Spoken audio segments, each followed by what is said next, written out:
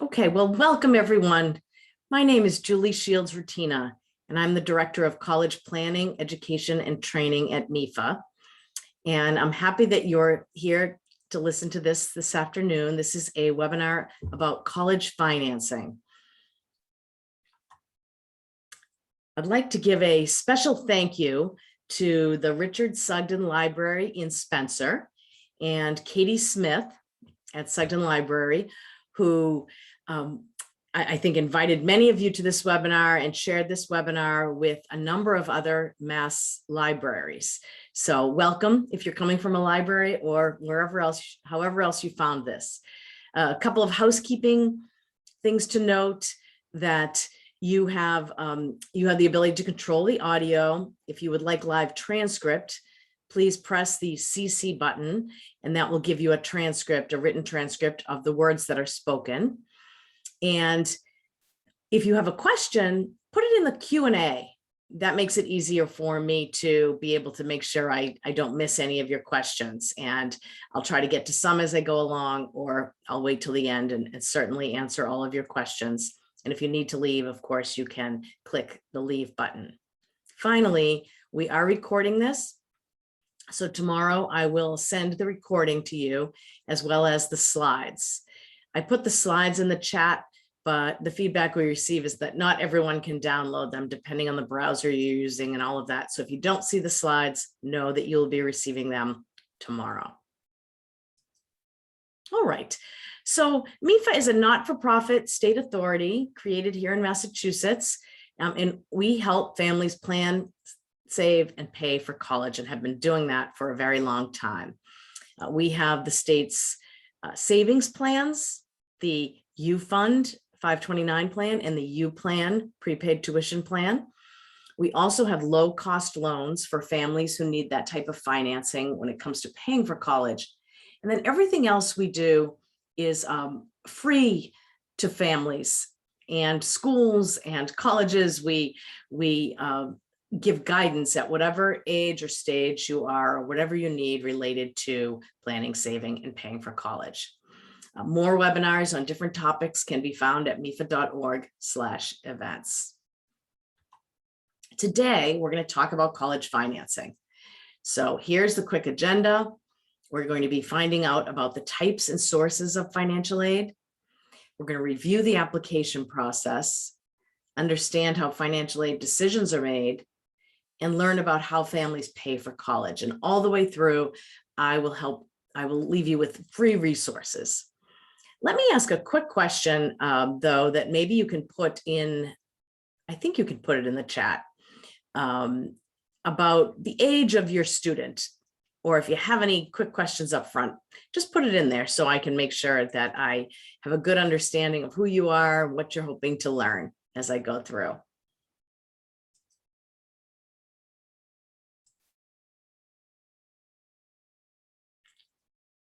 Great. So we have a lot of 17-year-olds. That's good. So they are getting ready to go to college very soon. One family has a 17 and a 15-year-old, a 24-year-old. Wonderful. Thanks for sharing all of that. Okay.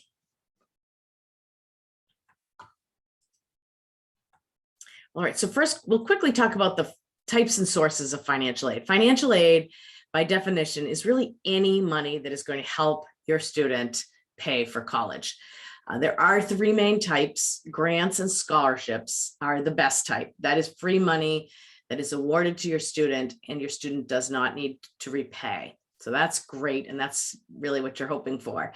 And those terms, while different colleges and different people use them differently, they are interchangeable. So the important thing to know is it's gift aid that doesn't need to be repaid. Then there's also federal work study, which is a work program where students, once they're in college, can work usually 10 to 12 hours a week, not a lot, in a job that is subsidized by the federal government for the college. So the college can hire more students to do work study jobs. And the students get paid then regular paycheck when they work, and that usually is used for miscellaneous expenses during the year. It's not money you receive upfront to pay the bill, but instead students use that to pay for personal expenses, perhaps some bus fares, some late night pizza, maybe some course materials, things like that. And then there are federal student loans.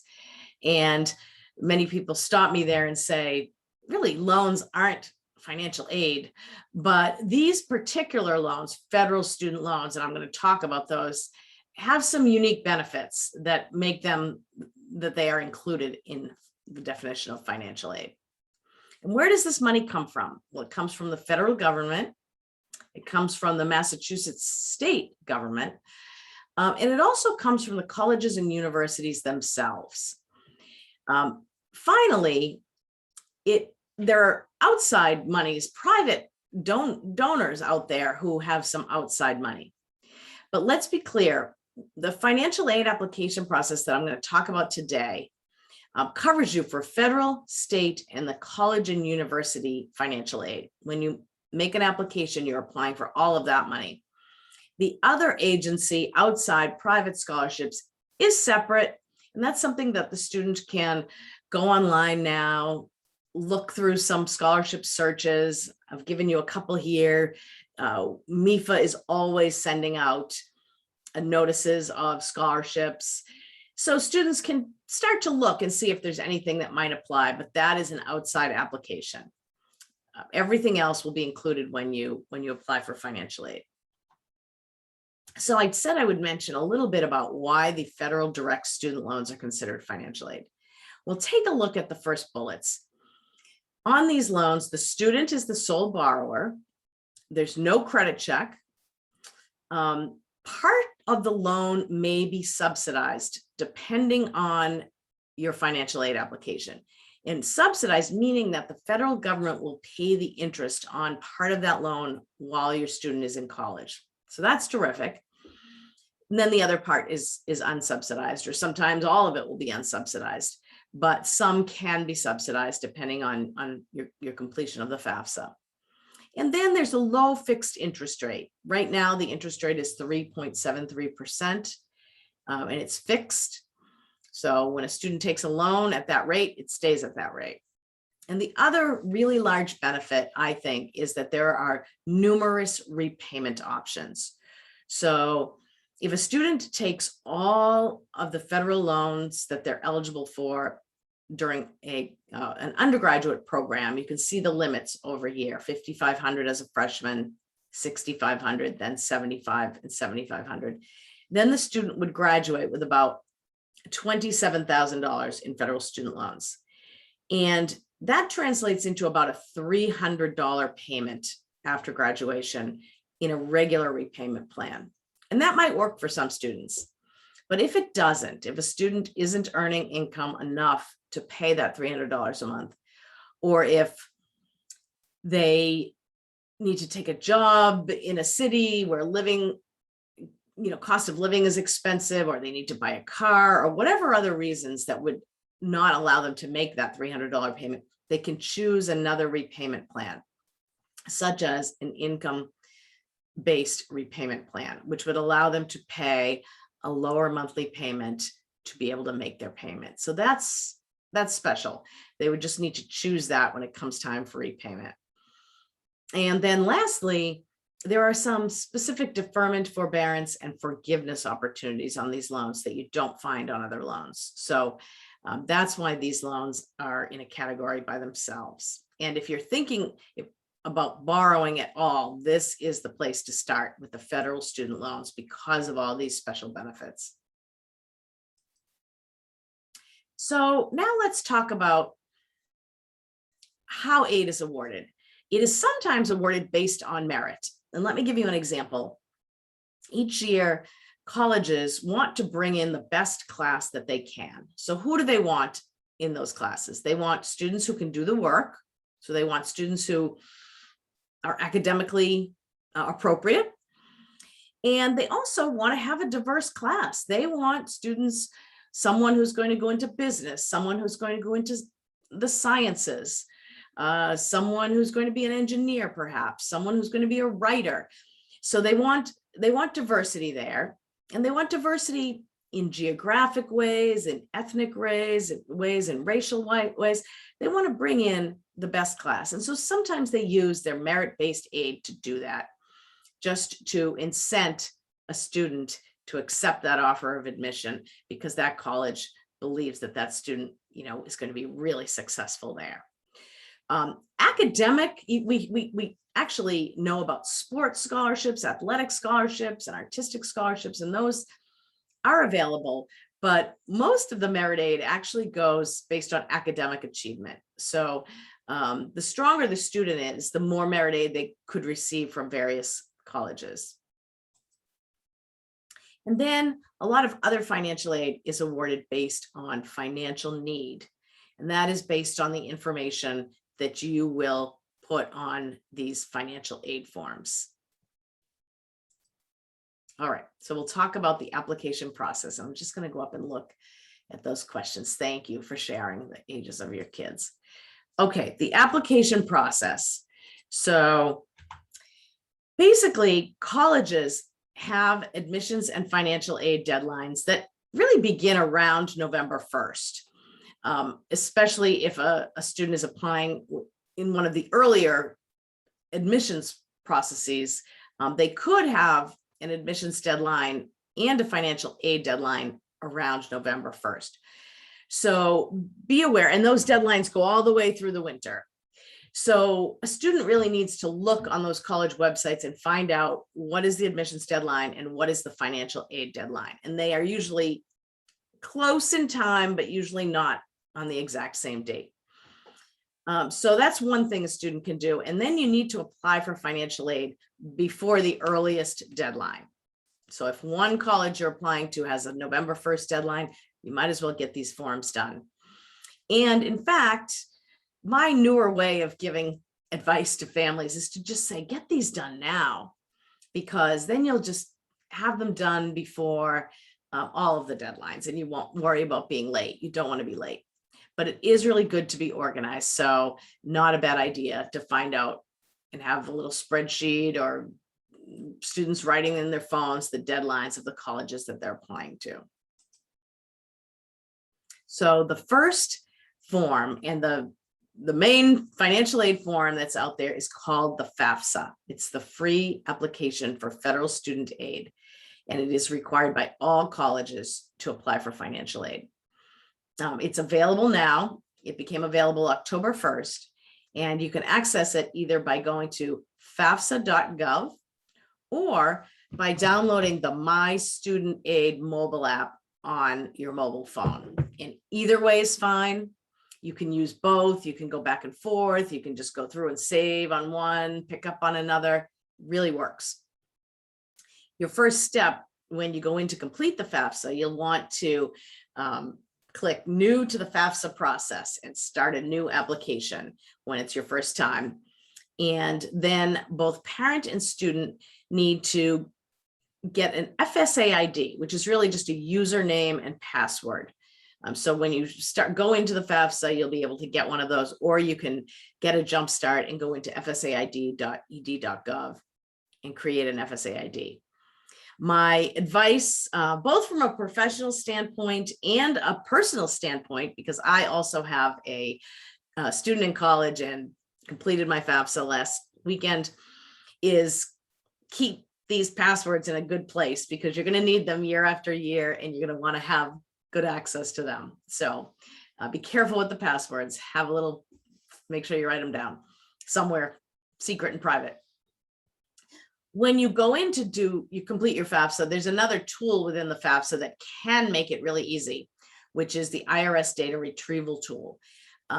Many times you will be offered that you can use it, and it just takes you out to your tax return from 2020, if you're applying right now for next year, pulls all that information in and really makes the form easier to complete. There are a few situations, if there've been too many changes in your financial situation, where it may not offer that option, in which case you would just have to type in the information.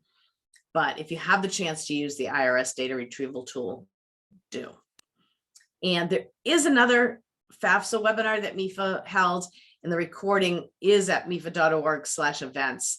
So if you want a line by line walkthrough of the FAFSA, go listen to that one. I'm going to talk about it a little more generally. And the FAFSA form must be completed every year. All right, so what's on the FAFSA? Information about student citizenship status. I will make a point, it will be the student and a parent completing the FAFSA. If the parent is not a citizen, but the student is, that's fine. The non-citizen parent would just put zeros in the Social Security number. And the only difference is then that parent would need to print out the signature page and sign it. They won't be able to sign electronically. Then it will ask you the colleges where the student is applying so that the information can go to them. To complete the FAFSA, you at least have to list one school, and then you can go back in afterwards and add additional schools. And then it will ask questions about the student's parents. Married parents, including same-sex parents, need to have their information on the form. And all parents who live together, married or not, your information will be on this form.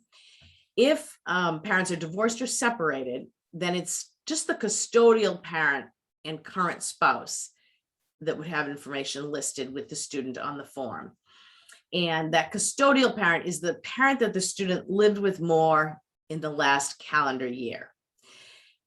If it's been equal custody back and forth, then it's the parent who provided more financial support to the student. And if that's equal, then you just have to pick a parent who's the custodial parent for the college process. Remember that legal guardians are not a parent. It's just parental information that's on this form. And then it will also ask information about the number in household, the number of children in college at the same time, and financial information.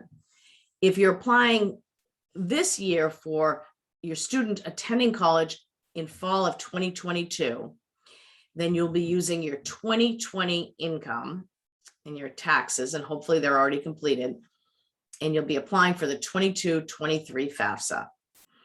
The form will collect both taxed and untaxed income, and it will collect some assets, information about savings, checking, investments, or other property, 529 plans.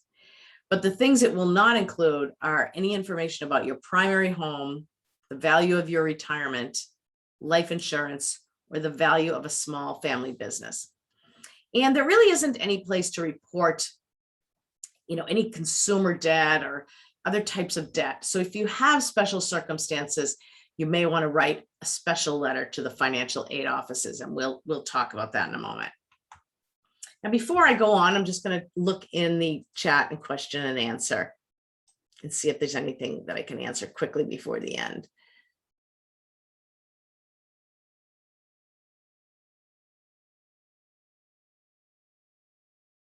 Okay, and thank you for sharing more about the ages of your students.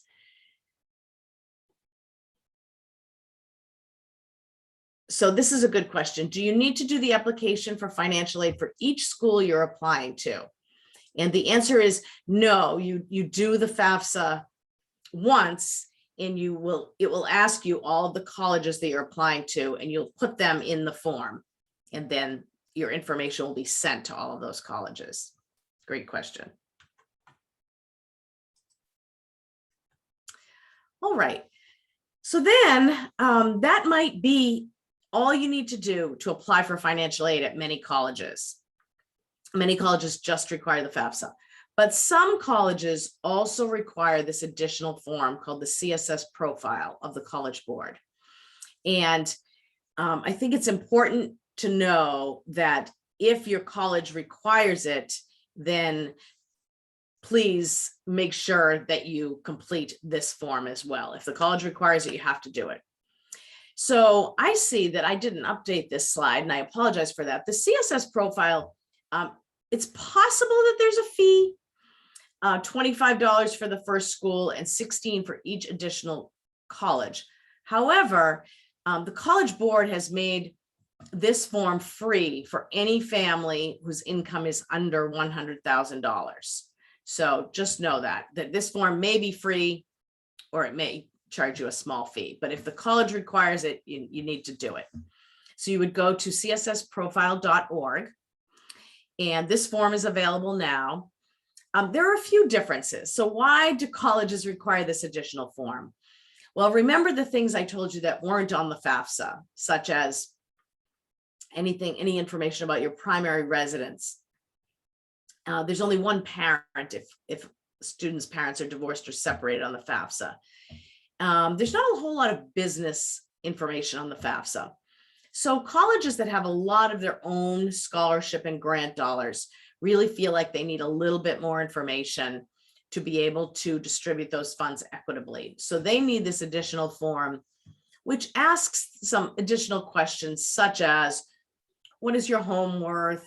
What is your mortgage? If parents are divorced or separated, they'll probably have the other parent also complete the CSS profile so they get a little more information about that other parent.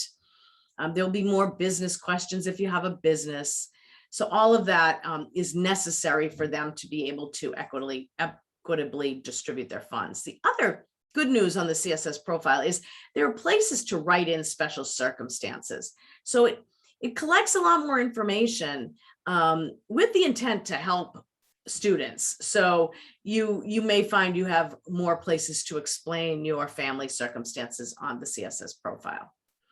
And then also just look in case a college or university has their own institutional financial aid application. They might have that on their website. You just want to look for that. So then after you apply, all of the colleges receive the data electronically, the colleges that you listed on there. You can always go back in and add more colleges. Then you'll receive an acknowledgement from the FAFSA. It's called the Student Aid Report. From the CSS Profile, it's called the CSS Profile Acknowledgement. And it will show you all of the information that you put, and you'll be able to go back in and add colleges, things like that. I'm going to stop there now and go to the next slide, and I'm going to look at a couple of other questions. So there's a good question. If you have a green card, can you apply? Yes. U.S. citizens and permanent residents are eligible for federal financial aid and other financial aid. Another good question. Do you need to apply first to college before you apply for financial aid? I get this question a lot. It's really a process that happens at the same time. So don't wait until you do all of your admissions applications before applying for financial aid, because you could be late and you absolutely don't want to be late. So just do them at the same time. Get those financial aid applications done now. Even if it's before you submit the admissions application, they will get matched up at the college.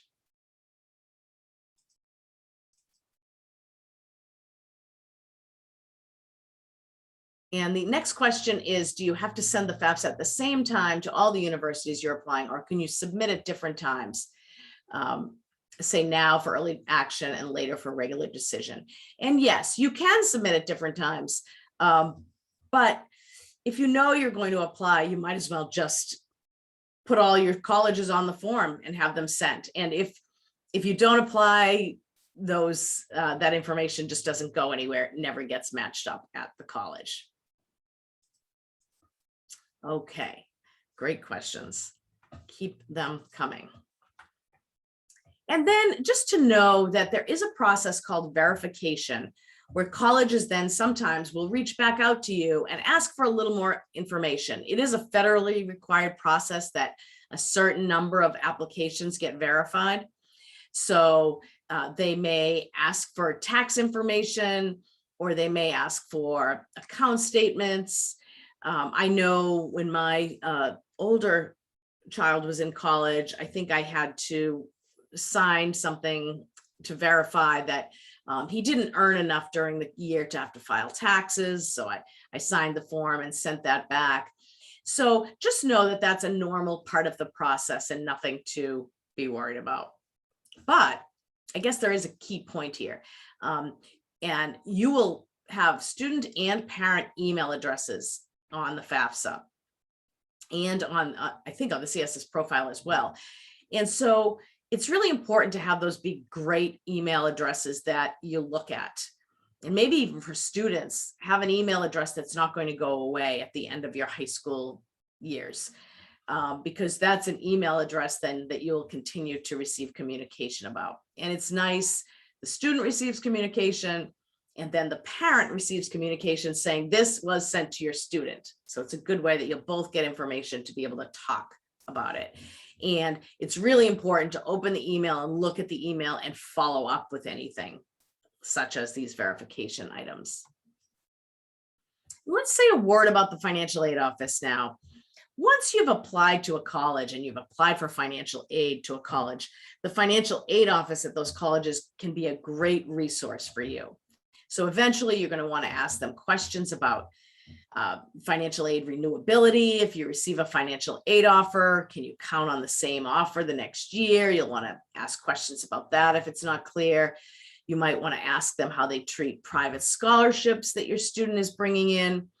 There are going to be some changes to the financial aid forms and process for the 2024-25 years, a little way out, but you might want to just ask them about those as well. And also, especially if you have special circumstances, or you file the FAFSA and then something changes in your financial circumstances, you absolutely want to be in touch with them to let them know what changed and give details so that they can help you. And then look on the websites to find the best way. Do they want phone calls? Do they have a financial aid office email? Do they have chat? Things like that set up, and just use those different processes to be in touch with the financial aid office.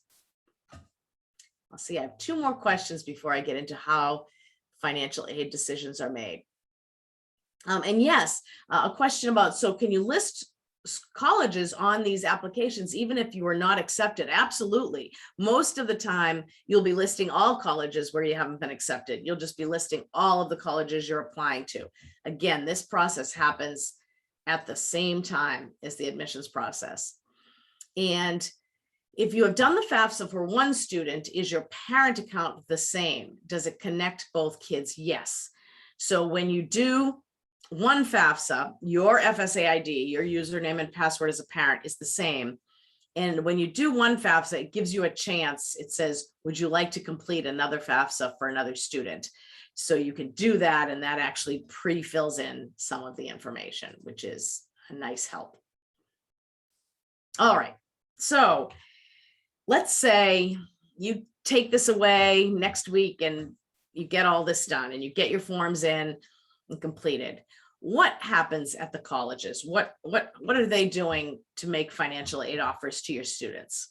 Well, the first thing they need to do is they need to determine the full cost of attendance for a student to attend that college for a whole academic year. And that means they need to have tuition and fee numbers, how much room and board is, and even know costs such as books and supplies, transportation, and personal expenses. So in other words, they need to know all of the costs that are going to be billed to you up front, as well as the non-billed costs that are still going to be costs that the student is going to need to pay. So they come up with what that cost is. And then from the information that you complete on the FAFSA and maybe the CSS profile, it goes through a standard federal formula or a standard institutional formula, and comes out with a number that they feel that you can absorb in college costs before financial aid is awarded. Now, this number is never an amount that anyone thinks that you have, sitting ready to write a check for. It's just more of a loose number that is felt that compared to all of the other families and all of the other students and your financial situation compared against those, that it's felt you can absorb in college costs.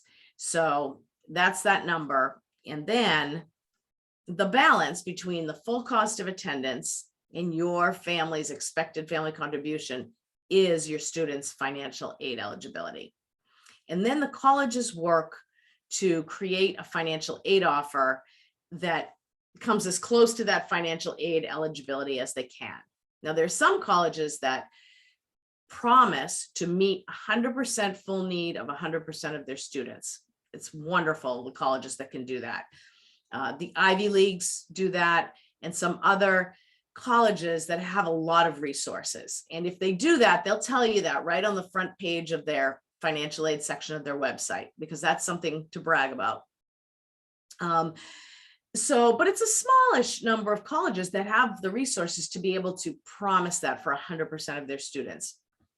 So other colleges, if they can't promise, they do their best to create a financial aid offer that gets as close to that financial aid eligibility as they can. So let me give you an example. So here is a college that has a cost of attendance of $45,000. So the analogy here is, as a financial aid administrator, I would need to fill up this barrel with $45,000 worth of funds or resources or money in order for the student to be able to attend and pay for that college. Okay. Now, this example shows that your expected family contribution is $5,000. So that's the first thing that is going to go into that barrel. And then the financial aid administrator may give a grant and a scholarship, the best free money for $17,500 and $10,000. And let's say the grant may be need-based and the scholarship may be merit-based. And then they will package that student loan, that federal student loan of $5,500 for a freshman, and maybe give a work study award so that the student can work on campus and pay for some of those miscellaneous personal travel expenses. And then this college is not one of those colleges that meets 100% of full need. So they have left some unmet need on the top. So then what this means is that you as a family would really need to come up with $10,000 to be able to send your student to this college. You'd have to come up with your expected family contribution and that unmet need that is left over. So we're going to talk about comparing these awards and all of that, but this is what a financial aid office does. They really try to fill up that barrel. They try to give your student as much as they can to get as close as you can to being able to attend financially. So let me just mention these as well. Net price calculators are calculators on every college website where you as a family can go in and play around with them. And they will then share an estimated financial aid offer based on the information you put in. So when you put your financial information and you put students' academic information, you get a sense of this is the type of award we could receive from this college. I think it's most useful for students who are younger. The group, I think on this webinar, you have kids right and ready to go to college. And I would never make definite decisions about applying to college based on this, but I would and did tell my own kids when I played around with these calculators, this college looks like they didn't give too much of a financial aid offer. Let's make sure you have other colleges on your list that have more resources or that may give you a better offer, because I want you to have a lot of choices and options in the spring. So that's kind of how I used these calculators. So before I get into this meaty and great slide next, I'm just going to look in the chat. There is someone who says, I cannot hear you. And I hope that's not, I don't think that's the case for others. So I would say, Amy, check out on your keyboard, increasing the volume. Okay. All right, so that's great. Let me look at the question and answer here. Oh, okay. Yes, someone said they did the FAFSA last night and didn't see the option to complete a FAFSA for another child. So, and I was helping someone the other day too, and it was quick. There is a place they do that. So be on the lookout for that when you see it. Otherwise, as this person did, you start over, but at least you have your same FSA ID. Thanks for reporting that though. That's good. All right, so let's look. This is my favorite slide because I think I can share so much. So in the spring, then what happens is, and maybe before the spring, if your students are applying early, this may start to happen fairly soon. You will start to receive as a family financial aid, hopefully admission offers, and then financial aid offers from many colleges. And what you will find is that they will all look a little bit different, which makes it hard and confusing. But let's just talk about why and what you can do and all of that. So this is an example, and I think you'll probably run into this, of let's just, for example purposes, the cost of attendance at these 3 colleges is $45,000 and your EFC as a family is 5. So your total eligibility is $40,000, and you receive 3 financial aid offers back from 3 different colleges, and they all look a little different. So College A is one of those colleges that meets full need for all students, and look at that. They awarded a financial aid offer totaling $40,000. So then you as a family would just have to come up with your expected family contribution of $5,000. But colleges B and C, while also giving significant financial aid, really did not meet full need, and in fact left quite a significant gap, especially College C, leaving a $15,000 gap. So that would mean to send your student to College C, you would need to come up with $20,000 a year. So, why is this? One family, the same financial need. It's because just some colleges have more resources than others. Some are able to make that promise of meeting full need, and others aren't. Sometimes there could be a merit component built in. So perhaps College B or C awards need-based financial aid and then gives a little more financial aid to some students who are, really high in the academic spectrum, really high in the admissions pool. They might add a little more for some, but they just don't promise to do it for all. So that could be a factor. So it's just something you need to think about. And this is where parents and students really need to sit down and say, is this going to make sense? Can we afford College C or B or no? Could we call College C and let them know we received more aid at College B? And do they need any more information? You can always try to do that. And you don't know the answer you might get. The college might say, I'm sorry, we gave the best offer we can. Or they might say, well, is there anything more that you can tell us about your financial situation? So that's where these conversations come up.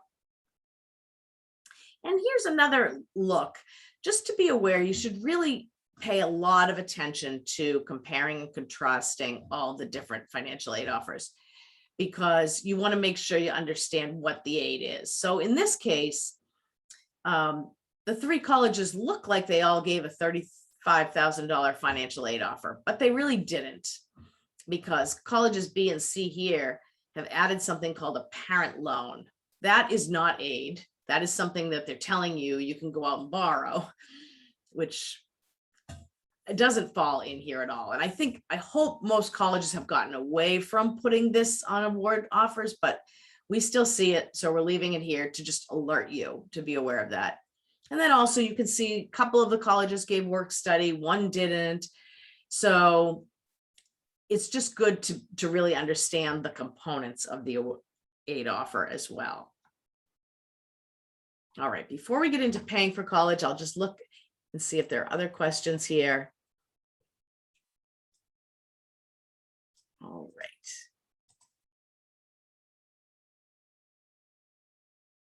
Excellent. All right, I'm going to keep going. Thank you. All right, so we'll talk about paying for college. So, okay, let's say you and your student really come together and make a decision. And let me go back, and let's say your student decides on college C in this example. That was the number one choice, has everything they need. And you say, okay, I think we can pay for that. We can come up with the $20,000. I'm going to do the other scenario if you can't too. But okay, so then we go, how do you come up with $20,000? How do families do this? You'll all do it differently. This is just an example of how one family might pull together that $20,000 to pay that bill the first year. So maybe look to some past income. Do you have any savings? In this case, the student had some savings, maybe from summer work, $1,000, maybe parent had some savings in a 529 plan, $4,000. And then all colleges have payment plan options that are not loans, but where you can split up the payments over the course of 9, 10, 11, 12 months. So this family might say, okay, we just paid off a vehicle on one of our cars. And so we have $500 a month. We're going to do $500 a month for 10 months and pay that to the college in the monthly payment plan, $5,000. And then this family says, actually, we don't have enough, so we're going to borrow an education loan of $10,000.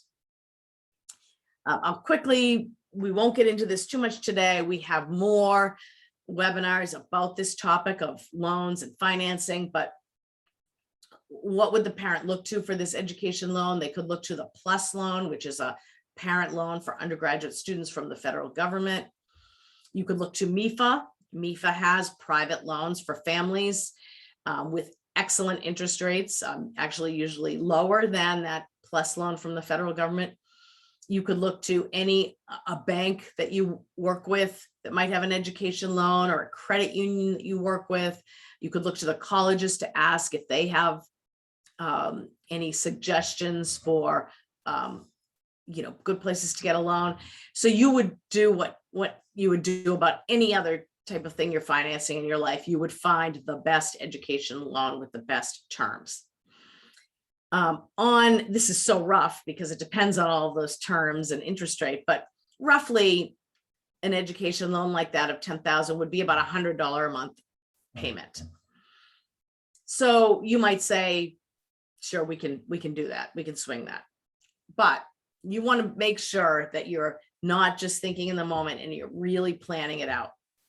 So let's think about not just that $10,000 loan and that $100 payment. You really want to think about, this is going to be for 4 years. If you're borrowing this first year, you're probably going to have to borrow for all 4 years. What is that going to mean?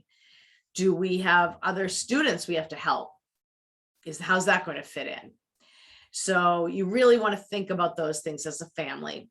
And if that isn't going to work, you might actually want to go back to the student here and say, let's take a harder look at college A and college B, and let's visit, let's call and ask questions.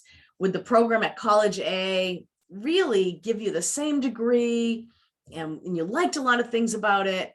Maybe you should consider that. So these are the types of hard things that you might have to decide. I'm just going to take a little sip here.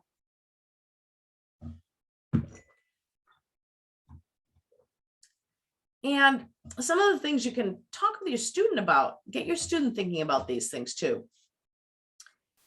Is the student thinking they might go to grad school after undergrad? Well, then they really want to be careful about what their monthly loan payment is going to be.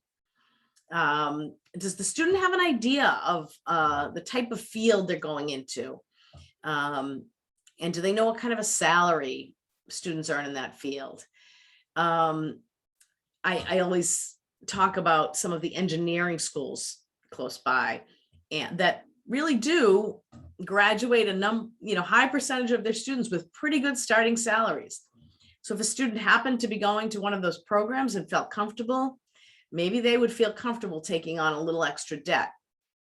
But many college students don't know what they're going to do. And so that's a risk then, to think about taking on debt when they're not really sure exactly the type of career and job that they will be getting at the other end. So just all of those things are worth thinking about.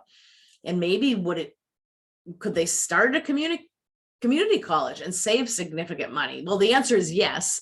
Starting at a community college would allow them to save significant money. Would that be of interest to them? Would they be able to maybe take all their required courses and then transfer to a four-year college? So those are all kinds of things to think about. And also know that any of these additional loans that we're talking about at this point do require a credit check. So it's good to know your credit score and make sure you would have the option of borrowing that loan anyway. And students usually cannot borrow these additional loans on their own. They usually need a co-signer. Many times that's a parent, but it could be someone else as well. So here are a couple of options to look into when you're thinking about lowering the cost. And one is, we've started to talk about, is mass transfer. Here in Massachusetts, there are many ways that students can start at a community college and then transfer, and all kinds of things like guaranteed admission, credit transfer, tuition credit, tuition freezes, to make an undergraduate, four-year undergraduate degree a lot less expensive. So go and check out the resources at mass.edu/mass transfer. Another program is tuition break, which allows a student to possibly attend an out-of-state public institution in New England, and in certain programs still pay Massachusetts in-state prices. And there are lots and lots of programs. So if a student happens to want to go to a program that falls into this category, that could be significant savings as well. So I suggest that you look into that. Then some other free resources. You can always call MEFA if you have, you start your FAFSA, go through, save as you go along. If you have a couple of questions, please call us. Also, we have a line-by-line FAFSA webinar, as well as a CSS Profile webinar that you can find. And then here are some other places you can go to get one-on-one help with the FAFSA. FAFSA Day is an organization. It's kind of a collaboration of many organizations here in Massachusetts. You can go to fafsaday.org and look at all of the events, and they have some online events where you can be paired up with an expert who will help you with your FAFSA questions. Also, the educational opportunity centers in the state, and MassEdCo is one of the large ones, massedco.org, and they will do one-on-one appointments with you. And here is sort of the calendar of what you will be doing throughout this process. You can view an extended timeline on our website. And I would say get these forms done now and quickly, so they'll be out of your way. Save as you go along, and you can get help all the way along. And follow MEFA on social media. We do post a lot of information about scholarships. You can look at all of our old events, recorded events, as well as our new ones on our website. And you can always ask us questions via phone and or email. So let me look in the chat and in the questions, and feel free to post any additional questions you have. Oh, and I'm so glad. Thank you. Again, thank you to the Richard Sugden Library in Spencer, who initiated this webinar and wanted to share it with all of the other libraries. And that's wonderful. And I thank you for doing that. And then I have a question: is the best time to start applying early in senior year? Yes. So again, check out those admission deadlines and financial aid deadlines at the different colleges. But if you apply early, which you can now, these financial aid forms open up on October 1st. And if you apply early, then you will know that you will be in time and not miss any deadlines. The first deadlines I tend to see are November 1st. If a student is applying either early decision or early action, there's sometimes a November 1st deadline. But then it goes from there, November 15th, December 1st, all the way through to March 1st, and even beyond for some colleges that have kind of rolling admission, open admission at the community colleges. But just better to make sure that you apply early and you don't miss any deadlines.